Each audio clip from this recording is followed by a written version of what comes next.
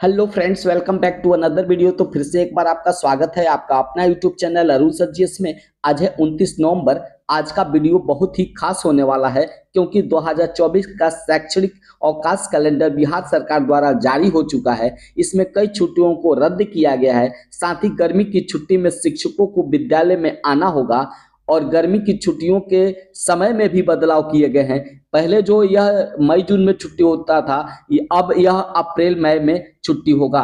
तो आप वीडियो में कुछ नेताओं को भी सुनेंगे कि उनका इस छुट्टी पर क्या प्रतिक्रिया है। महत्वपूर्ण छुट्टियां जो रद्द हुई हैं उनमें से महाशिवरात्रि, रामनवमी, कृष्ण जन्माष्टमी, रक्षाबंधन की छुट्टी शामिल है। पहले आइए बीजेपी नेता को सुनते हैं कि उन्होंने छुट्टी पर क्या कहा। कि कोई भी अधिकारी सरकार के इशारे पर चलती है और यह जो गठबंधन की सरकार है, यह सरकार सनातन धर्म के खिलाफ चलने वाली सरकार है।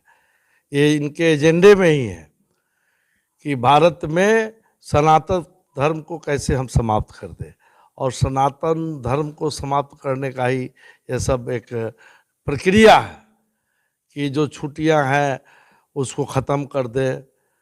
और इस काम के लिए के पाठक लगातार कर रहे हैं। इसके लिए के पाठक जी को खास करके लगाया गया है। माननीय मुख्यमंत्री जी और माननीय उप मुख्यमंत्री जी बौरा गए हैं और बौराहट में जो है कुछ भी बोल रहे हैं। देख रहे हैं ना, विधानसभा में अनाप शनाप बोलने लग गए। तमाम हमारी बिहार की यही सभ्यता संस्कृति है। हमारी बेटियां, हमारी बहनें इस सुन करके क्या इनके प्रति नजरिया रखा होगा। अच्छा, आप लोगों ने पहले आंदोलन किया था, तो छुट्टियों को लेकर आप लोगों ने ज्ञापन भी सौंपा था, तब रद्द कर दी गई थी, लेकिन के पाठक मान नहीं रहे। देखिए, बता ना रहे कि के पाठक जी जो है तुगलकी फरमान जारी करते हैं। जो अंग्रेज का तुगलकी फरमान था उस फरमान को जारी करते हैं। और इसके पीछे कौन है? माननीय नीतीश कुमार जी, माननीय तेजस्वी जी यही करवा रहे हैं। सनातन धर्म के घोर विरोधी हैं और यह चाहते हैं कि सनातन धर्म के खिलाफ हम काम करेंगे तो जो अन्य लोग हैं उनकी तुष्टीकरण की बातें करके वोट लेना चाहते हैं। सनातन धर्म के खिलाफ जो जाएगा उसके लिए हम लोग लड़ेंगे, एकदम लड़ेंगे, नहीं करेंगे, एकदम बर्दाश्त नहीं करेंगे। सड़क से लेकर सदन तक लड़ेंगे। तो फ्रेंड्स, अभी आपने सुना बीजेपी नेता को कि उन्होंने छुट्टियों को रद्द होने पर सरकार को किस प्रकार से नसीहत दी और यहां तक की चेतावनी दिया कि वे सड़क से लेकर सदन तक इसके लिए आंदोलन करेंगे। लेकिन वहीं पर अवैसी के एमएलए का बयान आया है और उन्होंने के पाठक का सपोर्ट करते हुए कहा है कि के पाठक जो कर रहे हैं बहुत ही अच्छा कर रहे हैं, हमको उनका सपोर्ट करना चाहिए। सबसे पहले आइए सुनते हैं कि अवैसी के एमएलए ने क्या कहा के पाठक और इस छुट्टी के बारे में। खुश हो जाए। और बीजेपी को मामला ये है कि माइनॉरिटी के बारे में उनको भी इंसाफ नहीं करना है, तो वो इसको हिंदू कार्ड बनाकर ये खेल रहे हैं। दोनों खेल रहे हैं माइनॉरिटी के लोगों के मुफाद से। अरे भाई, ये कोई बड़ा मुद्दा ही नहीं है भाई। इसमें अगर सुधार की जरूरत है तो सुधार भी कर लेगा। न मीडिया का मुद्दा है ये, न सरकारों को ये करना चाहिए, न आवाम को इसमें वावेला मचाना चाहिए। अरे सबरात की छुट्टी तो मुसलमानों की भी काटी है, लेकिन उस वावेला नहीं है। इसको कुछ लोग ऐसे हैं जो बीजेपी के लोग इसको बहुत बढ़ा चढ़ा के पेश कर रहे हैं, लेकिन दोनों खेल रहे हैं माइनॉरिटी के इशू से। माइनॉरिटी का इशू ये है बिहार में, जाति आधारित गणना के बाद माइनॉरिटी की इस 3,60,000 नौकरी में सिर्फ 1.5 लाख नौकरी जो मिली है उसी को छुपाने के लिए ये लोग कर रहे हैं। ये समझ रहे कि माइनॉरिटी उर्दू के मामले में खुश हो जाएंगे और बीजेपी ये समझ रही कि इस मामले से हम हिंदू कार्ड खेल लेंगे।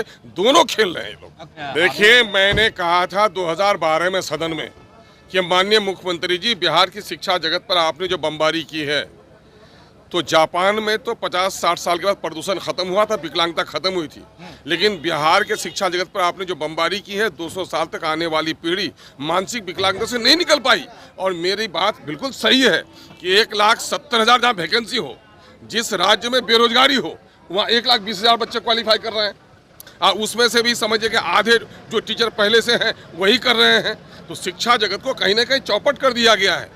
बेटी पढ़ाओ बेटी बढ़ाओ, कॉलेज में एडमिशन का सिस्टम इसने ऐसा कर दिया है कि जिस बच्ची का अपना घर में आज के दिन में जो लॉ एंड ऑर्डर का फेलियर है, कोई बच्ची जा सकती है 70 किलोमीटर 80 किलोमीटर दूर पर उनको कॉलेज दिया जा रहा है। तो ये लोग कहीं कुछ भी नहीं कर रहे। के पाठक जी जरा सुधार का काम कर रहे हैं, उनको सुधार का काम करने देना चाहिए। पिछले दिनों से लोगों ने चौपट करके रख दिया। के पाठक ठीक काम कर रहे हैं। यकीनन एजुकेशन को सुधारने के लिए जो कोई भी काम करे उसकी सराहना करनी चाहिए, लेकिन लोकतंत्र में ये होता है कि अफसर कम दिखता है, मंत्री ज़्यादा दिखना चाहिए।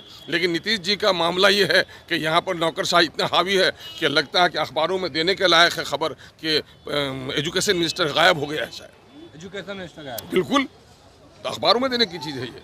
एजुकेशन मिनिस्टर किसी भी पॉलिसी में, इस किस्म की पॉलिसी में एजुकेशन मिनिस्टर को बहुत सारी पॉलिसियाँ होनी चाहिए। अगर नौकरशाही सारा काम करें तो फिर लोकतंत्र का क्या मानी कह रहा हूँ मैं जो कह रहा हूँ कि नीतीश शासन में नौकरशाहों की चलती है, मंत्री की नहीं चलती है, दिखावा है।